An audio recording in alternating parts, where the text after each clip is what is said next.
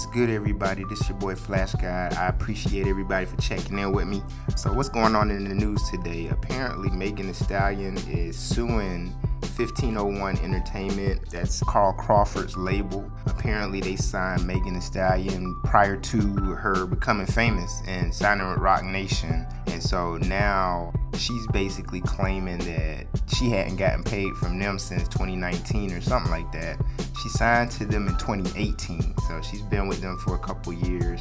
In that time, they got her to the status that she is now, because prior to 2018, Megan Thee Stallion wasn't really popping like she is right now. So in between her signing with 1501 and blowing up, basically, she signed this deal. Sounds like she signed a bad contract with 1501, which is standard operating procedure for the music industry. Most artists that sign independent management type contracts prior to signing their major record label deal, they get screwed. They get kind of caught in between the entity that got them to the point where they could actually sign a major label deal and the actual major label, the managers and everybody else involved, to the point where they don't make any money, any actual money. Steve Harvey had a video where he basically was talking about the cuts for new artists or just new entertainers. He says, you think you give 25%, 20% to a manager. People like Carl Crawford, they come into the picture and they can take you to the next level where you may kind of plateau at the level that you're at currently. And somebody like Carl Crawford comes in with connections and money and basically says, I'll bankroll you to the next level. But what they always expect when they do that is for you to pay them back tenfold once you get that deal. The reason why they're dealing with you in the first place is because they feel like you have some type of potential that they can capitalize on. I think what a lot of artists, especially new artists, get confused is there's no friendship in the music business.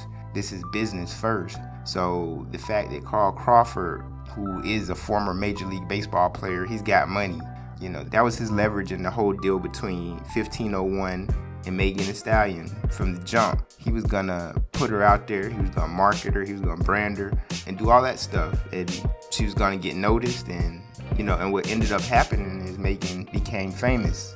And now it seems like Carl Crawford is ready for her to pay up. One of the claims that Carl made in his lawsuit was that the last album that she submitted wasn't an album, it was a mixtape. And she hadn't submitted any new material. Basically, she was submitting material that she had made in the past. It was old songs. It sounds like she's just trying to get up out this deal.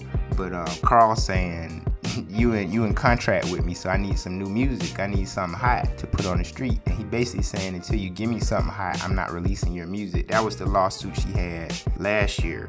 The fact that Carl was holding her music and not releasing her music.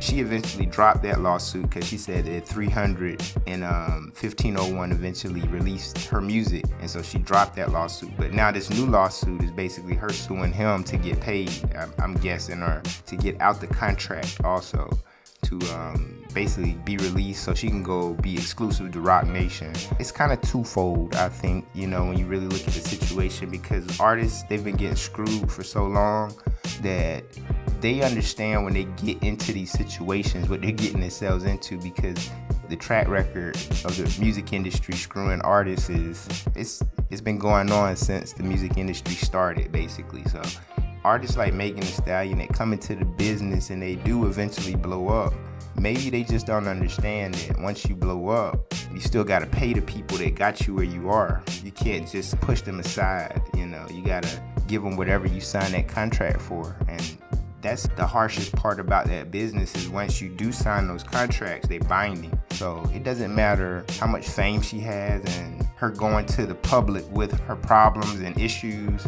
None of that matters. The only thing that matters is what she signed. And it sounds like she signed a bad deal. Unless Roc Nation is gonna buy her out of the contract, she's gonna have to honor that contract. So man, it's tough for Megan, but that's the business, man. That's the business. Yeah, man, I just wanted to speak on that real quick. Yo, if you like what you're hearing, man, go ahead and subscribe. I appreciate everybody for listening. On that note, we out.